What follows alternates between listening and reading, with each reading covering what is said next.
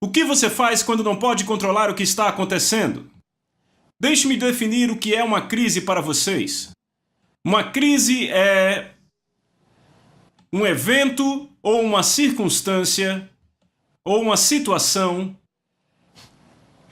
que impacta e influencia a sua vida e sobre a qual você não tem controle quando você não é a causa daquilo nem responsável por aquilo.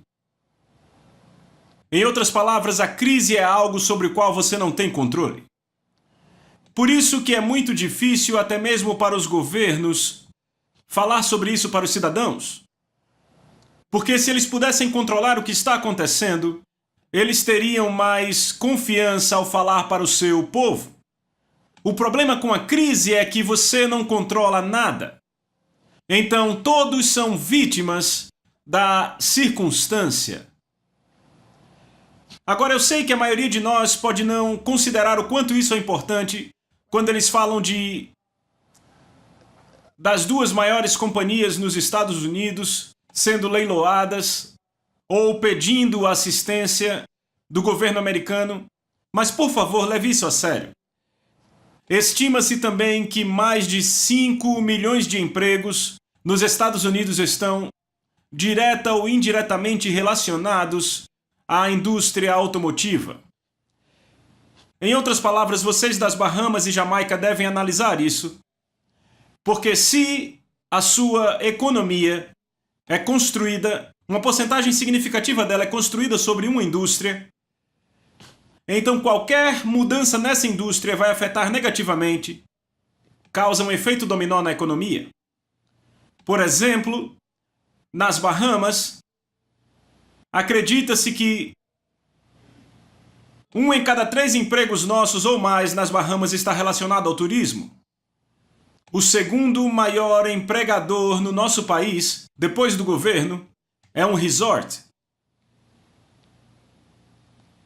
Se algo acontecesse com o nosso produto turístico, o nosso país entraria em colapso. É isso que a América está enfrentando agora com a indústria automotiva. É por isso que os presidentes das gigantes automotivas estão sentados no Congresso, sentados ali, sem nenhuma vergonha.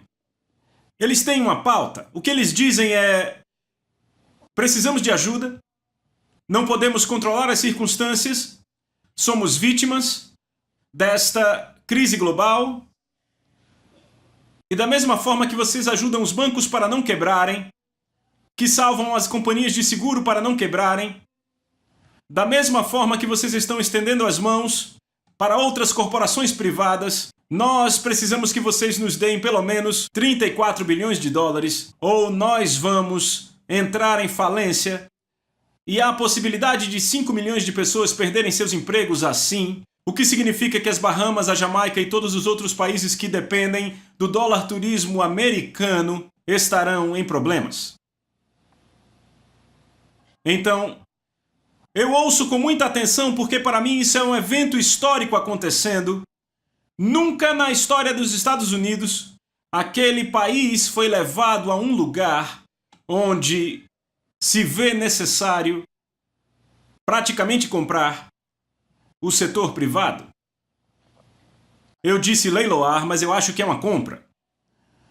E quando digo comprar, estou dizendo literalmente que o governo vai ter que tomar a posse de negócios privados, o que é o fundamento do capitalismo. Ouçam com atenção. Agora, eu achava que essa tinha sido a primeira vez que isso acontecia na história. Então, lembre dessa declaração. Não é o que acontece com você que importa. É o que você faz sobre aquilo que acontece com você. Isso importa. Então, o que acontece agora no mundo, todo o país, França, Inglaterra, Alemanha, Espanha, Bélgica, Venezuela, Chile, Peru, México, Canadá, Estados Unidos, todos estão tentando responder a esta crise. Você sabe, pelos encontros que tiveram nas últimas 3 semanas, o grupo G7 se encontrou, e então o G12 se encontrou, e todos estão tentando entender como respondemos a essa crise. Aqui há algo para se lembrar, escreva. Fazer nada não é uma opção.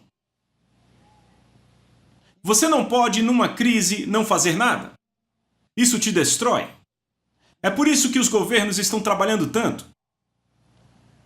Então os Estados Unidos estão fazendo o mesmo que a Inglaterra fez. A Inglaterra se moveu antes dos Estados Unidos. Na verdade, o Canadá se moveu antes da Inglaterra. O que a França fez, a França bancou seus bancos, a Inglaterra comprou seus bancos. Então eles, na verdade, são os donos dos bancos do país, os maiores. O governo é dono dos bancos. Nos Estados Unidos, o governo não apenas possui os bancos, mas também as empresas de seguro e agora as maiores indústrias. Essas indústrias agora estão dizendo: faça algo conosco, nos compre, nos dê algum dinheiro, mesmo que nós fiquemos devendo, queremos sobreviver, mas precisamos que você nos dê muito dinheiro, 34 bilhões de dólares, mas veja, o dinheiro que eles estão pedindo é dinheiro do governo. Agora deixe-me lembrar a vocês que os governos não têm dinheiro. Todo o dinheiro do governo é o dinheiro das pessoas. É para lá que seus impostos vão. Quando você paga o IPTU, quando paga o imposto de renda, quando você paga a taxa federal, a taxa estadual, qualquer taxa que seja, então isso é o que eles chamam de dinheiro do governo, é o dinheiro do povo. Então você tem as companhias de um país que contrataram pessoas, dizendo às pessoas: me dê o seu dinheiro para te manter empregado. Este é um cenário profundo.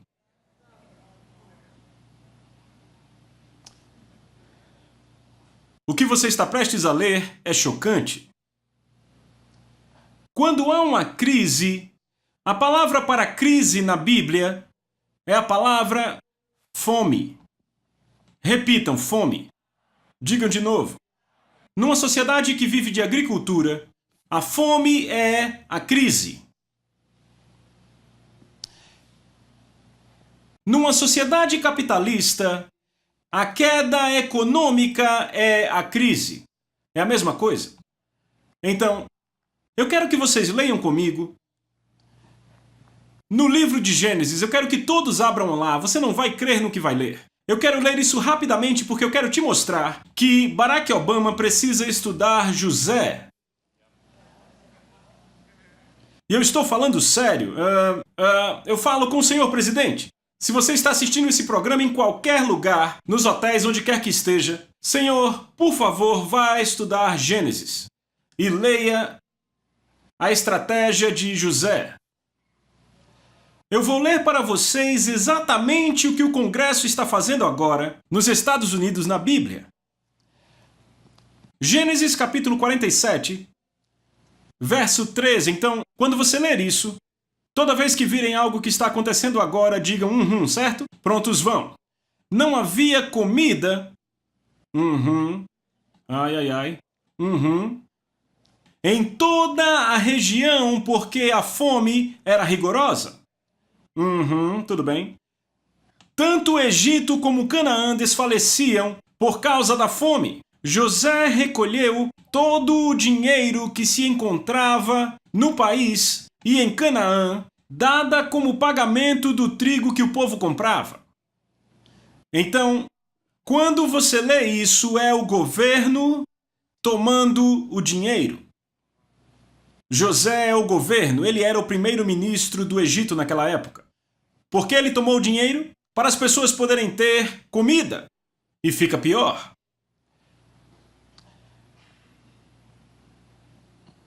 Eles tinham que pagar pelos grãos que compravam e levou ao palácio de Faraó. Aonde levaram?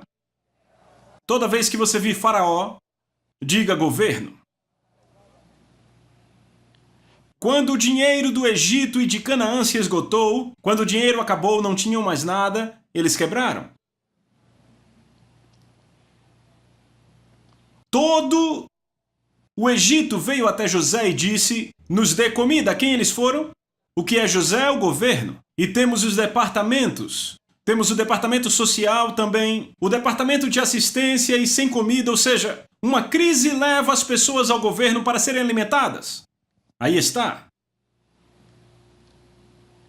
Disseram, nos dê comida, não nos deixe morrer diante dos seus olhos, nosso dinheiro acabou. Eu não tenho emprego, mas você tem que me alimentar, governo. Leia a próxima declaração.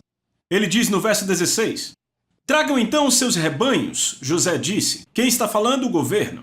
Então repitam, estoque. A palavra usada em inglês é estoque vivo. Soa familiar? Ações e títulos. É de onde a palavra veio? A palavra ação é a palavra estoque em inglês. Naquele tempo as pessoas guardavam sua riqueza em estoques vivos. Hoje mantemos nos estoques de Wall Street. Continuam estoques. Ele diz, tragam todo o seu dinheiro para os estoques. Deem-me seus bens. Eu darei comida a vocês em troca dos rebanhos, já que vocês não têm. Então levaram seus rebanhos a José, e ele deu a eles comida em troca dos seus cavalos, ovelhas, seus bodes, seus bois, seus jumentos, e durante aquele ano inteiro ele os sustentou em troca de todos os seus rebanhos, a riqueza do povo. Ou seja, isso encerra tudo. Se você é um criador de gado, no Egito você tem gado. Para você comer, José diz, eu vou controlar todo o seu gado. Pessoas perdendo suas casas aqui, sua casa é o seu gado. É o rebanho deles. Ele diz, se você quer comer, então a sua economia entrará em colapso no privado. Agora leia o verso seguinte, esse sim é bem atual. Ele diz no verso 18, e quando aquele ano acabou, foram até ele no ano seguinte e disseram, não podemos esconder do nosso Senhor o fato de que desde que nosso dinheiro acabou e o nosso rebanho começou a pertencer a quem? Você, o governo, nada restou para o nosso Senhor a não ser os nossos corpos e a nossa terra. Em outras palavras, a crise te leva a um ponto em que você começa a abrir mão até mesmo das suas posses pessoais para o governo. É exatamente o que estão fazendo no Congresso agora. Você vê os CEOs implorando ao governo, ouça, o que quer que você faça, apenas nos ajude. Verso 19. Porque pereceríamos diante dos seus olhos, nós e também a nossa terra. Compre-nos a nossa terra em troca de comida. Agora estão vendendo o último que têm, só para ter comida. Compre-nos a nossa terra por comida, e nós e a nossa terra estaremos cativos ao governo. Sabe, os deputados, dois deles, perguntaram aos CEOs da GM e da Chrysler, disseram, ok, se dermos a vocês esse dinheiro, o que vocês vão nos dar? Estão falando com uma empresa privada? Se dermos esse dinheiro, como vão pagar de volta? Ou seja, nós seremos os donos dessa companhia se dermos 34 bilhões. Nós tomaremos o controle dos seus bens privados. O governo será o dono da companhia inteira. Há uma palavra que eles têm medo de usar o tempo inteiro. É a palavra socialismo.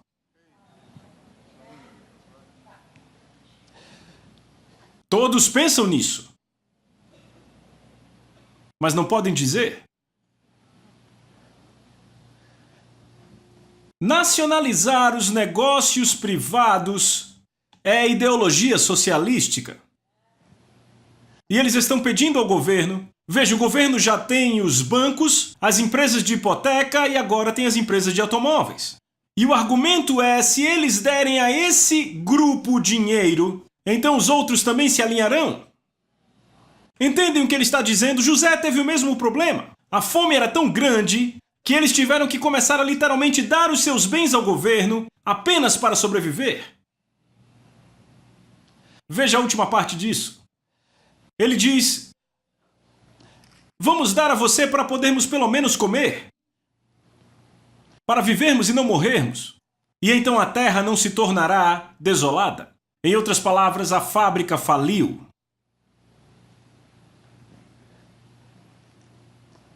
A última parte. Verso 47. Na verdade, o verso 20. Então José comprou o quê? Toda a terra no Egito. Para quem? Para o governo. Quando você ler Faraó é o governo. Ele comprou toda a terra para quem?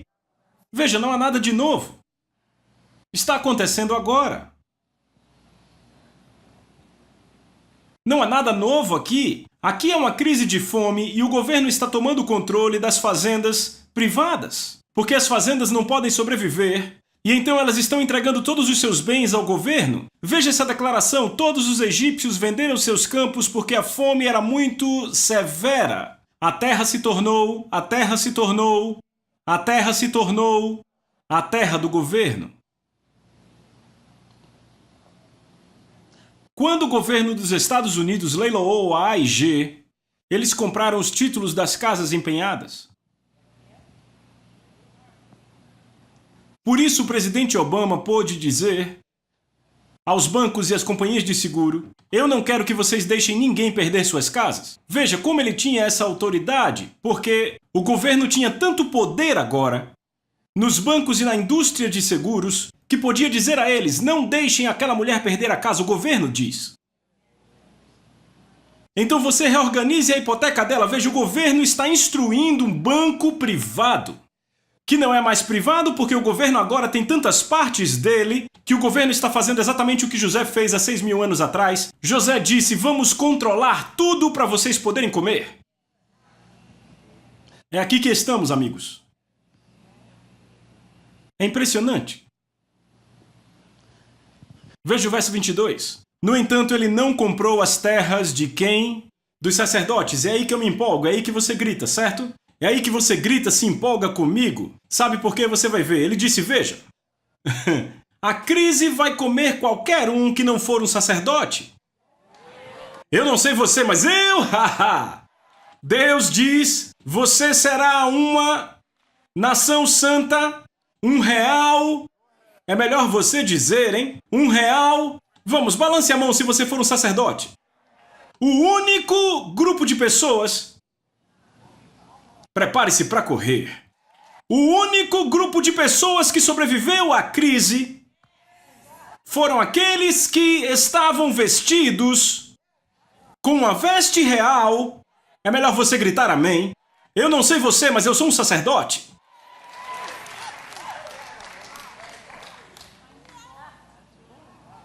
Ei, que bênção, hein? É melhor você pegar esse verso, sublinhar, colocar no seu espelho e dizer de manhã: sou eu, sou eu. Lembre a Deus: sou eu. Eles pegam de todo mundo, mas não tocam no meu. Podem pegar a terra deles, mas não tocam na minha, porque eu sou um sacerdote. Grite amém se você é um sacerdote. Tchá. O único grupo de quem ele não comprou as terras foram sacerdotes. Por quê? Porque eles receberam. Senhor, veja isso. Eles não estão gritando ainda. Ouça, na fome, os sacerdotes receberam. Posso profetizar? No meio dessa crise, o seu negócio vai crescer. Você ainda não está convencido? Eu sou um homem próspero por causa da minha boca. Diga: eu vou crescer no meio da fome. Eu ouvi o testemunho essa manhã da jovem a quem eles desligaram para uma nova oportunidade.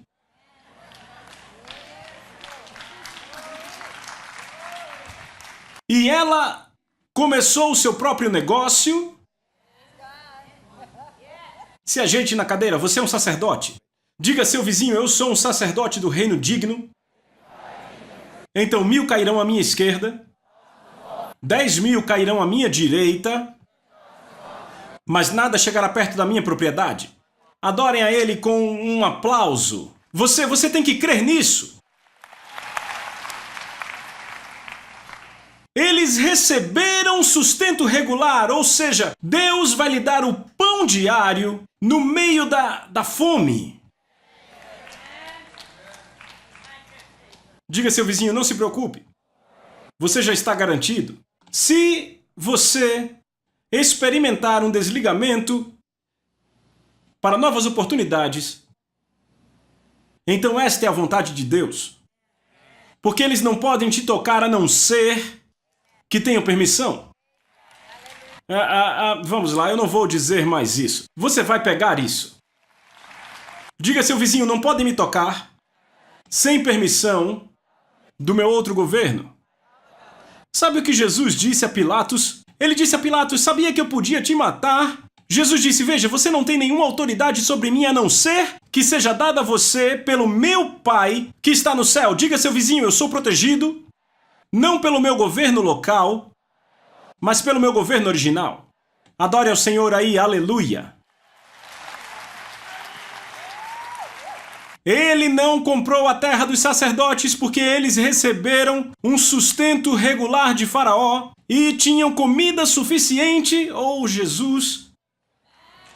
É melhor você receber isso. No meio da fome, os sacerdotes tinham comida suficiente. Quantos filhos você tem, não importa, você tem suficiente. 2 filhos ou 22. Ele diz, eu vou dar a vocês o suficiente.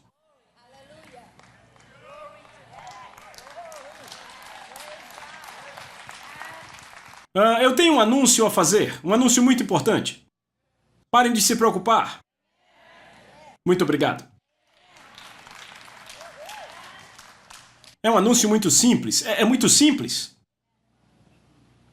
Pare de se preocupar. A última parte diz, foi por isso que eles não venderam as suas terras. Em outras palavras, eles estavam debaixo de uma lei diferente. Então aqui está a última parte. Muito importante, veja o verso 23. José disse ao povo, hoje eu comprei vocês e suas terras hoje para o governo. Aqui estão as sementes para que cultivem a terra. Em outras palavras, o governo agora está controlando o que acontece na indústria privada. Você está lendo isso na Bíblia, isso é coisa boa. Veja isso aqui. Ele diz, verso 24, mas quando vier a colheita, José diz, vocês darão 1/5 para o governo. Ou seja, dividendos vinham ao governo agora. 1/5 pertence ao governo? Os outros 4/5 ficarão para vocês como sementes, para os campos e como alimento para vocês, e seus filhos e os que vivem em suas casas. Tu nos salvaste a vida, eles disseram. Soa como a GM? Soa como a AIG? Vamos, fale comigo, esses são os bancos, obrigado, governo. 700 bilhões de dólares, eles já gastaram 300 bilhões e ainda estão esperando receber mais e dizem o quê? Você salvou nossas vidas.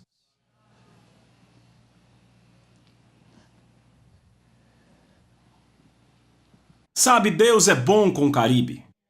Eu vou dizer por que ele é bom. Porque a América já pegou a ficha.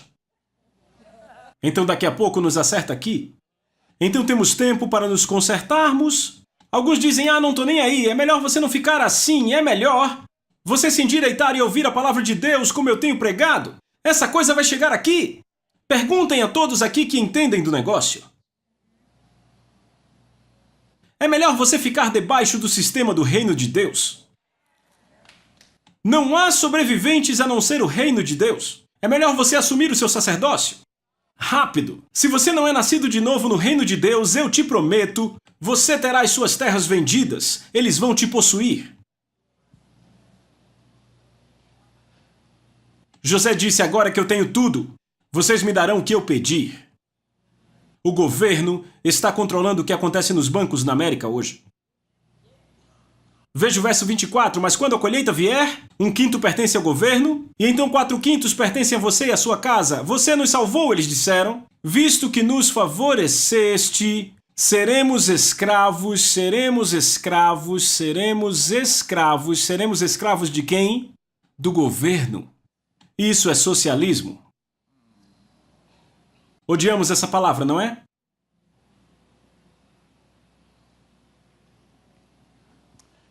Eu acho que eles deveriam ler isso. Porque vocês acham que isso é algo novo? É tão antigo quanto o Egito? E então o que você faz? Como sobrevive? José fez assim, então José estabeleceu isto como uma lei. Verso muito importante. Ele estabeleceu o quê? Uma lei. Agora o governo está fazendo uma lei. Eis a lei. A respeito de todos os bens privados do país. E ela ainda está em vigor hoje. Qual é a lei? 1/5 da produção pertence ao governo.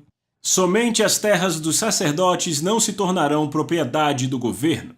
Diga a seu vizinho, eu estou protegido do controle do governo, porque eu estou sob o controle do céu. Venha, eu digo a vocês que o único lugar seguro pelos próximos 5 anos será o reino dos céus.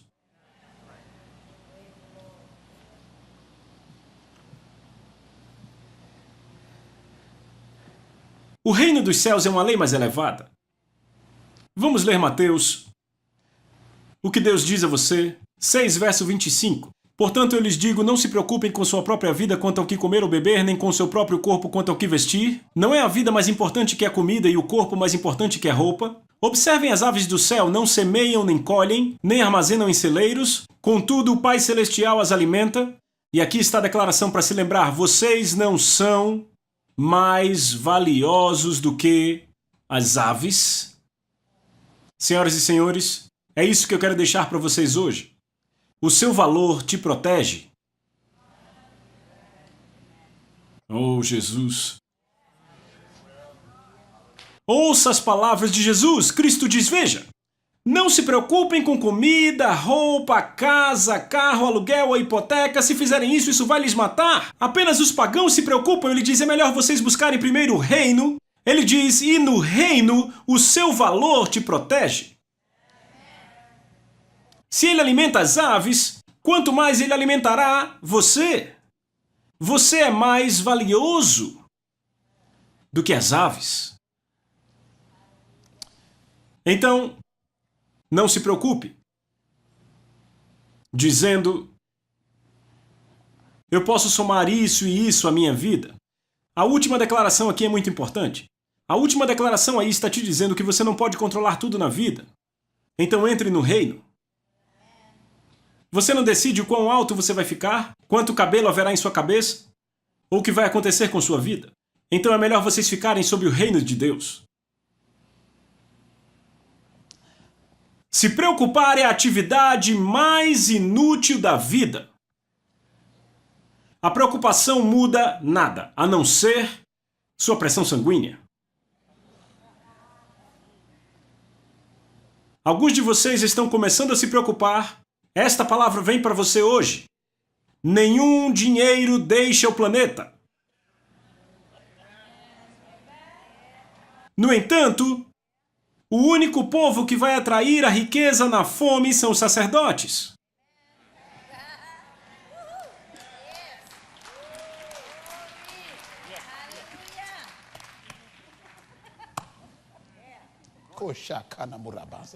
Repitam, sustento regular. Minha irmã, você ainda não entendeu. Repitam, sustento regular. Ele diz que os sacerdotes podem ter um sustento regular do governo. O que significa sustento? O seu nome naquela lista. Você ainda não pegou. Não importa onde esteja o dinheiro, há um sustento, há uma porção. Isso é do John. Deus diz, não toque nisso, isso é do John. E eu tenho que dar isso ao John. Não importa o que aconteça, vai chegar para você o que te pertence. Na verdade, levante suas mãos e diga, eu espero a minha porção. Sabe, às vezes esperamos de pessoas diferentes, de bancos, de amigos. Deus diz, veja, relaxe por pelo menos 24 horas. Me dê pelo menos 24 horas, não faça nada, relaxe e crê em mim. Vai haver pessoas que vão viajar por todo o mundo para trazer sua porção. Rapaz, às vezes eu me sinto tão sozinho aqui em cima. Veja, você acha que o seu salário é a sua porção? Isso é uma gorjeta?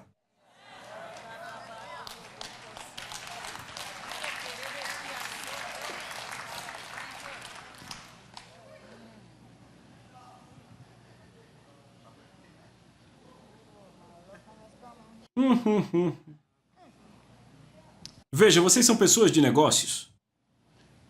Há uma porção porque você é um sacerdote para os seus negócios. Ou seja, há clientes que ninguém pode pegar.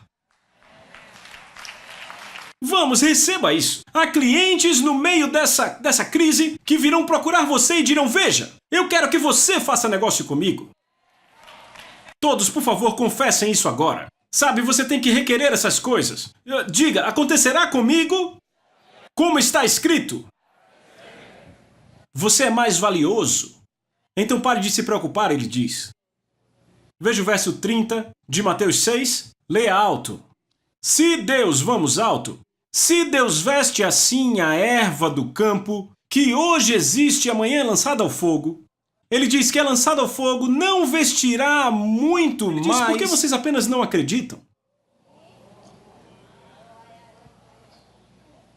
Ele diz, por que simplesmente vocês não acreditam? Sabe, crer é trabalho duro.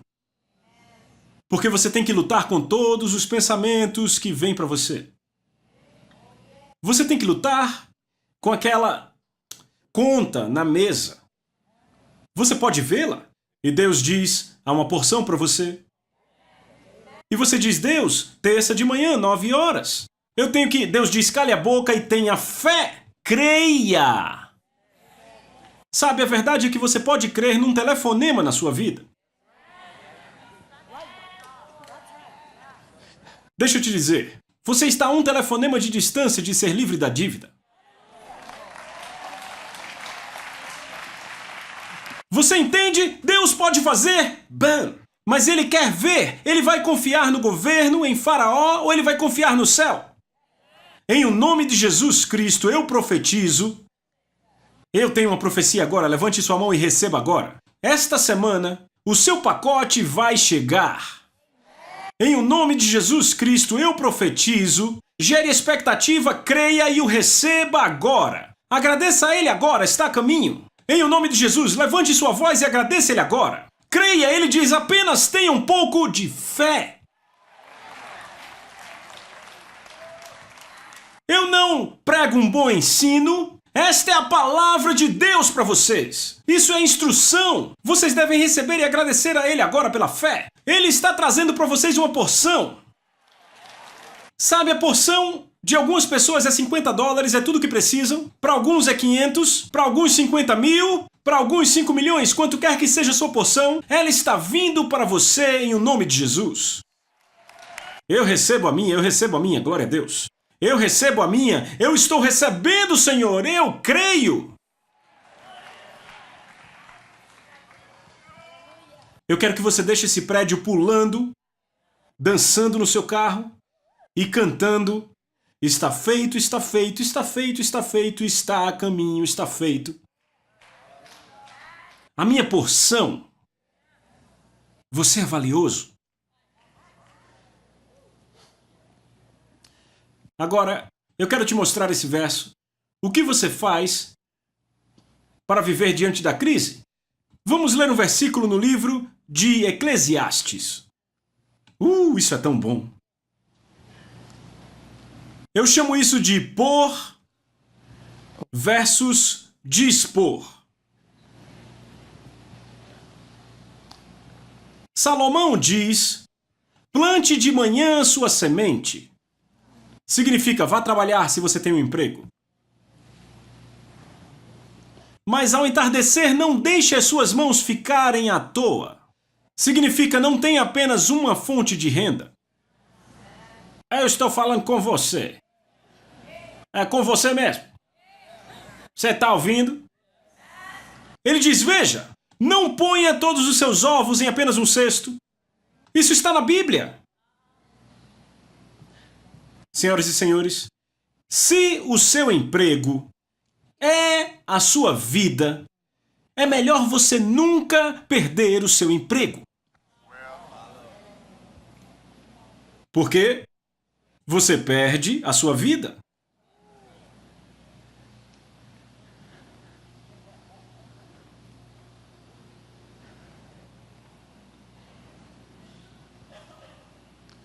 Senhoras e senhores, Deus está nos dando um bom conselho.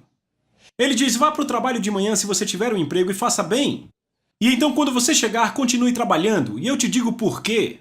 Leia a última parte. Ele diz, pois você não sabe o que acontecerá se esta ou aquela produzirá ou se as duas serão igualmente boas. Uau! Em outras palavras, Deus não quer que você viva de um salário. Ele quer que você desenvolva o espírito da indústria, onde você também pode fazer outras coisas só por segurança caso o salário não apareça.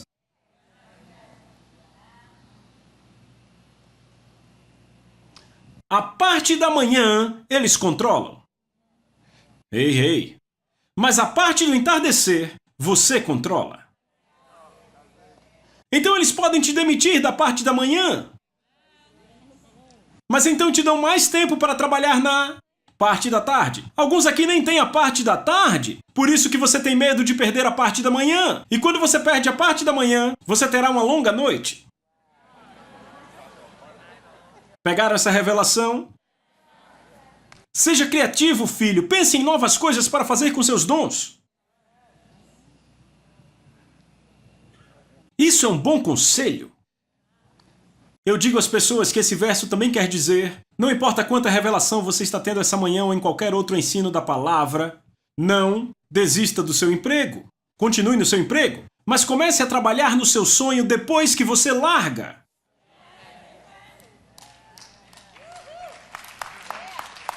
Ou seja, não seja estúpido. Até mais, irmão Bob, tenha uma boa viagem. Te amamos. Tchau, Pat. Jogaremos golfe próxima vez. Não seja estúpido de deixar um emprego seguro. Agora, eles te demitiram, é uma oportunidade. Mas se você pular do barco, isso é estupidez. Trabalhe no seu emprego e então trabalhe no seu trabalho.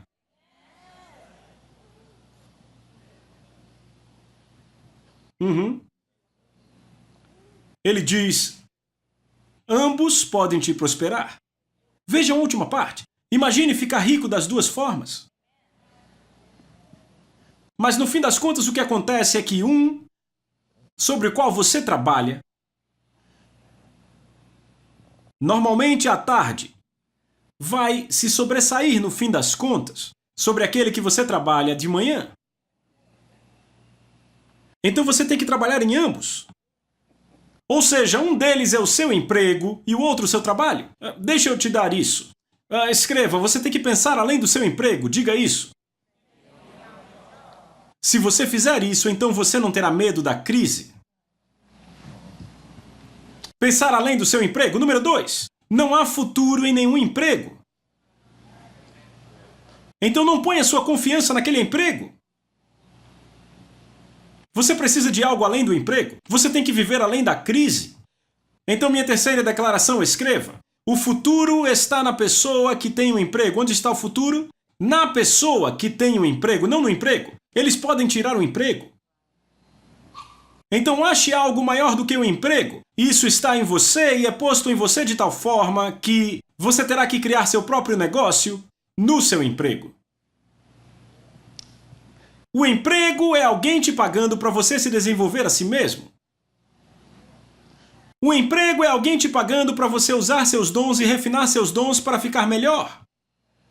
Um emprego é alguém te pagando para que você se torne mais experiente no seu próprio dom. Não odeie empregos. Use-os. Não odeie empregos, se beneficie deles. Alguns de nós, como eu, o meu emprego e o meu trabalho são um só porque eu descobri meu trabalho. E se você está no seu trabalho, você não tem emprego, você está no trabalho. Mas se o seu emprego não é o seu trabalho, então você use o seu emprego para te preparar para o seu trabalho.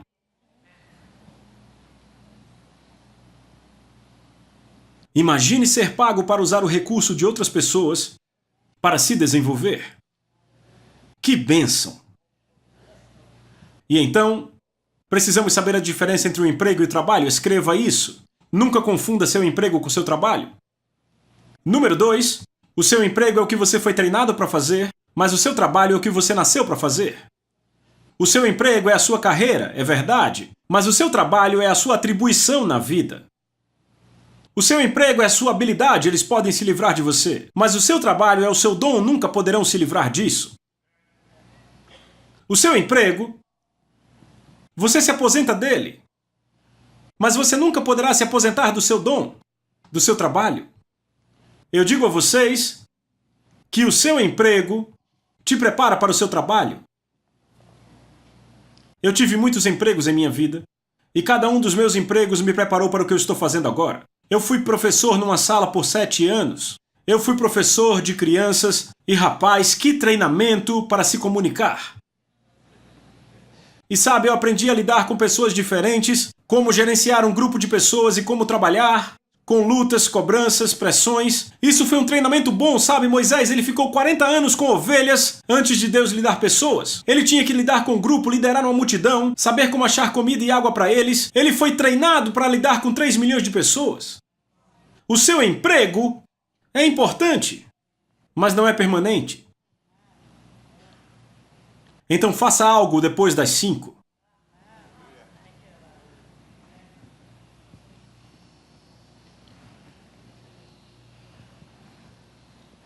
Sabe, eu estava pensando se aquela jovem que começou uma empresa de hoje de manhã, se ela tivesse começado a empresa há 5 anos atrás, depois das 5 da tarde, imaginem, não importaria se ela não tivesse um emprego. Eu digo a vocês, eu estou dando uma tarefa a vocês agora. Eu quero que vocês vão para casa hoje e passem a tarde pensando, pedindo a Deus pelas ideias dele. Mostre-me o que posso fazer depois das 5 da tarde. Lembram? Não fazer nada não é opção. Se uma pessoa controla qualquer parte do seu tempo, ela sempre pode te tirar disso. Entenderam? Vou dizer de novo. Das 8 às 5 eles controlam a tua vida. De 5 à meia-noite você controla. Então eles controlam de 9 às 5, sempre poderão te demitir disso. Então use o tempo que você controla para se preparar para quando chegar o tempo em que eles quiserem tomar de volta. Isso é a crise. Trabalhadores, então vocês são a força mais poderosa. Você não quer um emprego, quer um trabalho. Empregos são o quê? Temporários, mas trabalho é permanente. Você pode ser demitido do seu emprego, por isso que é temporário, mas do seu trabalho você não pode ser demitido. Desta forma, o seu trabalho o protege do seu emprego. Diga isso comigo.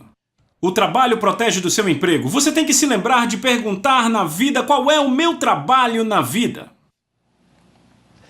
Esse nível de ensino não acontece em toda igreja.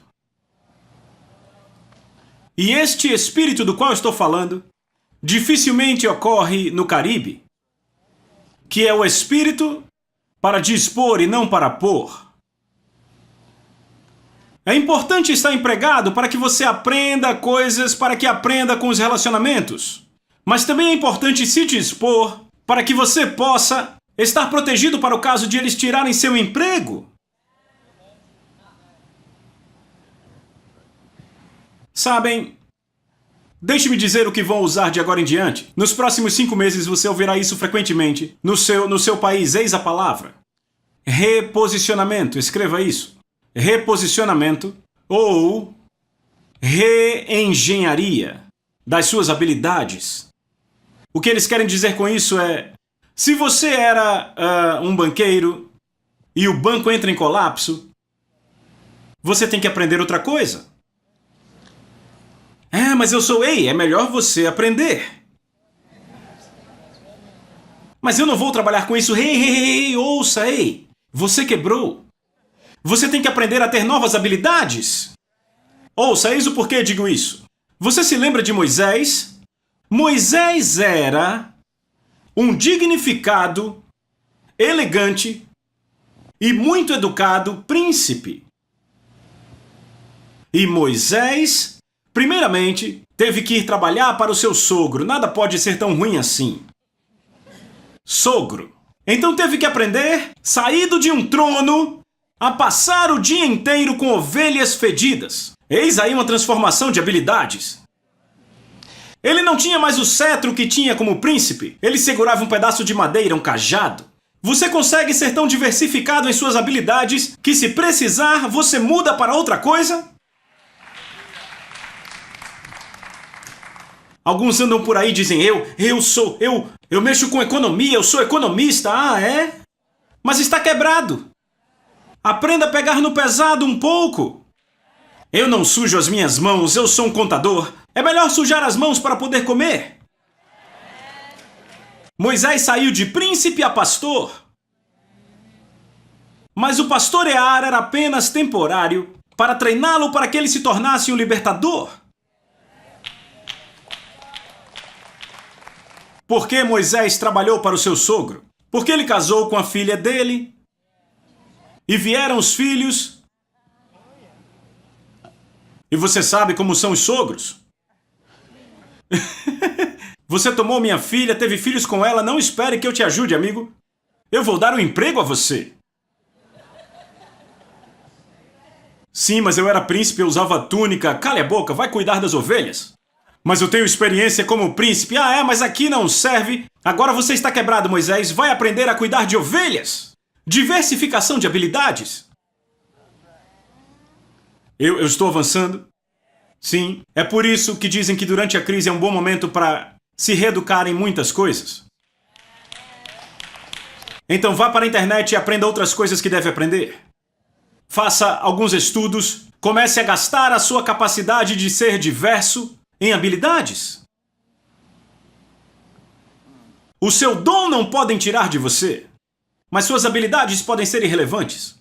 Toda vez que eu ouço a palavra, olhe para mim, redundante.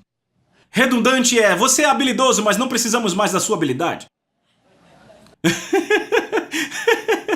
É o que isso quer dizer.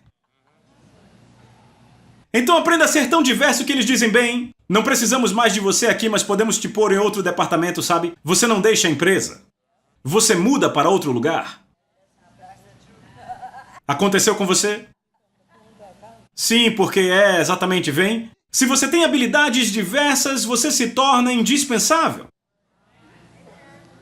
Pessoas me perguntam, Pastor Miles, você é um apóstolo, um profeta, evangelista, pastor ou mestre? Eu digo, eu sou todos eles. Veja, mais tarde, às 9 horas hoje, eu estou pegando um voo de Nassau para a África direto hoje. Amanhã eu vou pousar na Nigéria. Amanhã à noite passo 2 dias lá. E eu vou direto dar um treinamento num banco, o segundo maior banco, na Nigéria. Eu vou treinar todos os gerentes e supervisores e eles me pagam muito dinheiro para treiná-los. Peraí, veja isso. Se eu disser que eu sou o reverendo bispo apóstolo Miles...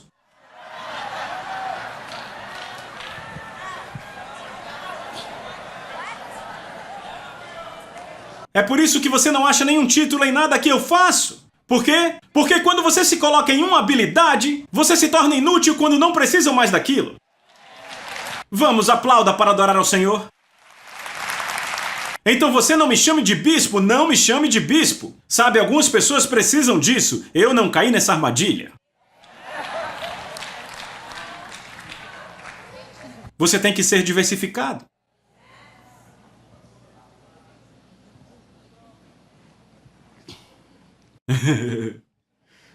Alguns estão olhando para mim assim, uau! Se me chamarem de evangelista, eu caio na armadilha? Eu descobri isso anos atrás. Se eu disser que sou evangelista, então alguém diz, ok, então agora não preciso de evangelistas, esse povo precisa de mestres, então vai. Eu preciso de um mestre. Então mestre. E ele diz, mas agora o que eu preciso é de apóstolos para abrir novos lugares, então mestres vão embora. Vê, então ele vai te jogando fora porque não precisa de você. Mas eu gosto de Jesus. Eu gosto de Paulo. Paulo disse, eu me tornei tudo. Jesus, tenha misericórdia. Ele disse, eu posso mudar? Posso me tornar o que precisar me tornar para alcançar todos. Toque em alguém e diga, se diversifique. Toque de novo, diga, diversifique suas habilidades. Então você sempre será necessário, diga isso. Aplauda a Deus pela revelação. Você deve se tornar tão habilidoso de tantas formas que podem te usar. Escreva isso, seu trabalho é sua semente. Por isso, seu trabalho nunca pode ser tirado de você. Sua semente é sua atribuição. Quando você sair daqui hoje, peça a Deus para te mostrar, não a sua carreira, mas o seu dom. Peça a Deus para te mostrar não seu emprego, mas sua atribuição. Porque a sua atribuição nunca vai embora. E a sua atribuição é sempre necessária no mundo. O mundo sempre precisa do seu dom. E há uma diferença. No nosso próximo encontro, que eu já deixei marcado para janeiro, porque semana que vem é Natal, vou te mostrar como encontrar seu dom. A propósito, compre o livro novo, o livro trata disso. Veja, todos possuem sementes. E a sua semente é a sua grandeza, por isso Deus nunca disse a Adão para ser cheio de sementes.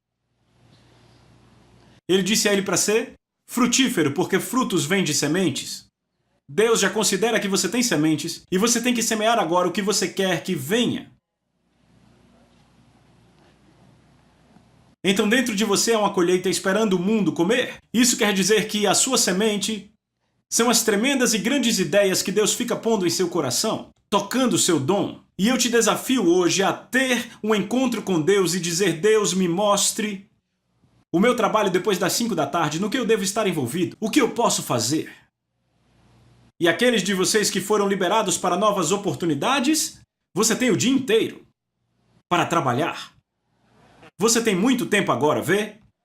Sim, e isso pode ser Deus dizendo: ok, é hora de começar. Algumas pessoas não voam até que Deus as empurra do ninho.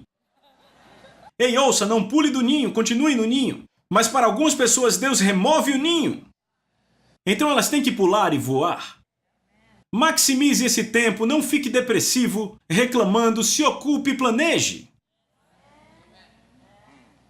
Algumas pessoas ficam depressivas e preocupadas, não se preocupe, pense. Sonhe. Uma mulher veio para mim semana passada e ela disse, na verdade era um rapaz, ele disse: Dr. Monroe, eu ouvi seu ensino. Eu faço bolos. Eu vou te dar um dos meus bolos. Eu disse: sim, rapaz, me dê seu bolo. Ele disse: é de graça. Eu disse: você é esperto, o primeiro é sempre de graça.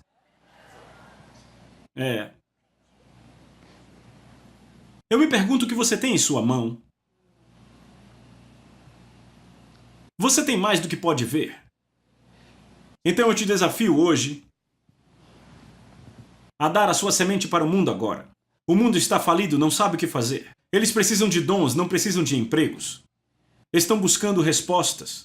Não estão buscando habilidades. Seu dom é a resposta que Deus sabia que o mundo precisaria. Então peça a Deus para lhe dar essas ideias. Eu tenho tanto orgulho de alguns aqui. Eu observo vocês seguindo suas ideias. E é tão belo ver o que vocês podem fazer. Pense mais criativamente e descubra novas formas de usar sua habilidade.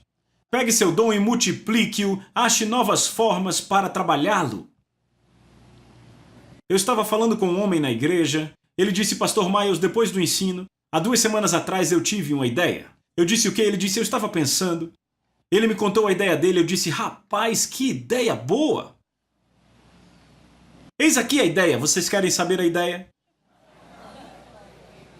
Eu não devo contar, não é? Não, eu não vou contar a ideia. É uma ideia de $1 milhão. Bem, de toda forma, ele vai me dar 10%, então tá tudo bem.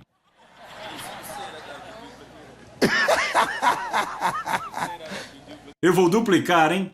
Tudo bem, então deixe-me encerrar com alguns pensamentos. Escreva.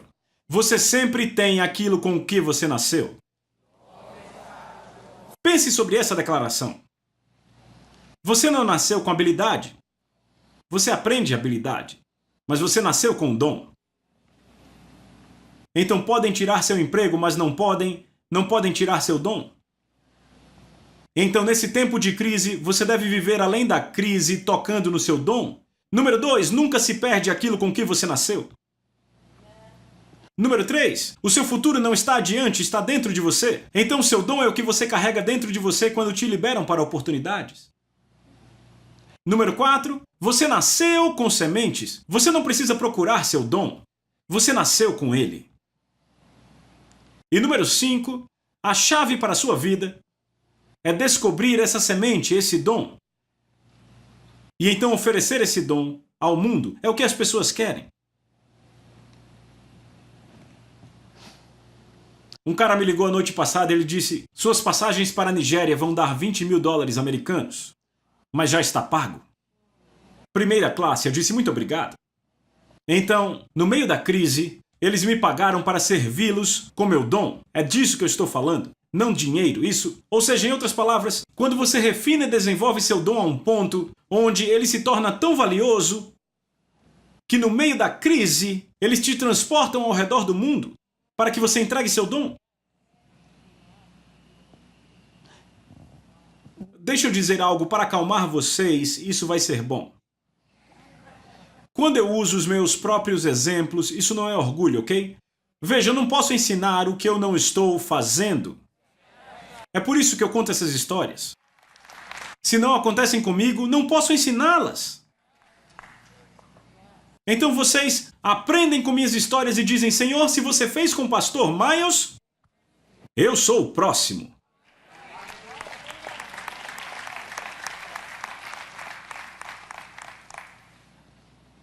Estão procurando pelo seu dom?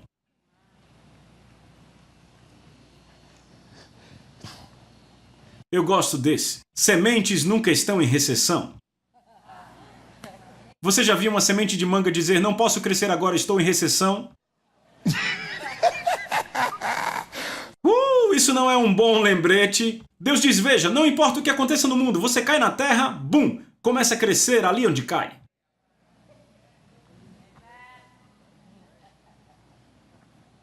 A recessão está na economia, não dentro do seu corpo. Seu corpo tem um dom que é mais poderoso do que a recessão. Você tem uma semente. Eu sempre digo isso e mantenho em mente. Você vai ao Haiti. Sabe, você tem que ter isso em mente. O Haiti, as Nações Unidas dizem que é o país mais pobre do Ocidente. E ainda assim você vai para o Haiti e muitas árvores. Crescendo por todo lado. Veja, as árvores não sabem o que as Nações Unidas dizem. Estão comigo? As árvores dizem: a opinião deles não muda o que eu tenho. Então as sementes crescem no meio do país. Diga a seu vizinho: não importa o que dizem. Eu tenho a germinação para a minha geração. E eles comerão meu fruto na fome. Amém. Está dentro de você? Então, o que você tem? Leia para mim, por favor. E o Senhor disse a Moisés: o que é isto na sua mão? Sabe o que Moisés perguntou a Deus? Como eu vou libertar esse povo? Essa foi a resposta.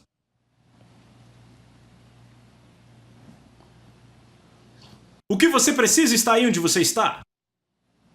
E está sob seu controle. Por isso o livro é chamado No Controle. Eu passei a estar no controle do meu dom. E isso me protege do ambiente. O que é isso na sua mão? Um bordão, ele diz. Deus diz: bom, jogue no chão. Deixe-me germinar essa coisa. Dê a sua semente a Deus hoje. Diga a ele: germine. 2 Reis 4. Como eu posso te ajudar, mulher? Diga-me, o que você tem na sua casa? Ele não disse: vá procurar algo. Está bem na sua casa. E você sabe que a história acaba maravilhosamente. Ela disse: sua serva não tem nada. Ela disse: além de um pouco de óleo, todos têm um pouco de algo. E adivinhe, era tudo que Eliseu precisava. Você sabe qual foi a resposta de Eliseu? Ele diz, ok, então vá aos seus vizinhos e peça a eles tantas garrafas quanto você puder encontrar. Veja, ela tinha um pouco de óleo. Ele disse: é suficiente. Eu vou multiplicar esse pouco de óleo na sua casa onde você viveu todos esses anos. Vai haver tanto que você precisará da vasilha de outros para pôr. Eu vou fazer de você uma exportadora de azeite. Isso estava em sua casa todos esses anos. Ela entrou para o negócio de azeite. Naquele momento, ela começou a vender azeite para os vizinhos, nas vasilhas deles. Vamos, Deus é um Deus maravilhoso, não é? Diga a seu vizinho: você vem para o que é meu e eu posso usar o que é seu. Esta é a mensagem. Viva além desta crise, está bem na sua casa. Que Deus te dê a sabedoria para vencer. Em nome de Jesus. Uma última declaração. Mateus 14, todos leiam. E Jesus disse: eles não precisam ir embora, deem a eles algo para comer. Nós temos aqui apenas 5 pedaços de pão e 2 peixes. E ele respondeu. Ele disse: muito bem, tragam até mim. Sabe, eu não sei o que você tem hoje, mas ele diz: traga até mim. É suficiente. Você sempre tem algo que é suficiente. O problema é que você não consegue ver que é suficiente. Então a palavra de Deus vem e diz: você vai expandir além dos seus limites. Você vai crescer no meio da fome. E o governo não vai te possuir. Feche suas Bíblias. Pai, obrigado por sua palavra hoje. Obrigado por sua revelação espiritual. Obrigado por cada pessoa aqui, Senhor. Eles são dons para o mundo. Eu oro para que eles se entreguem para a geração. E eles serão uma bênção para o mundo. Que eles comecem onde estão. Os que sabem cozinhar, fritar, pintar, entalhar, o que quer que eles saibam fazer, Senhor, que esse dom ganhe vida. Obrigado, Pai. Obrigado, Senhor. Senhor, ninguém aqui é menos valioso que uma ave. Você vai cuidar de nós, porque somos tão valiosos. Eu oro para que você nos dê visões e sonhos, além de onde trabalhamos e do que fazemos. Que venham as suas bênçãos em nome de Jesus. Adore a Ele.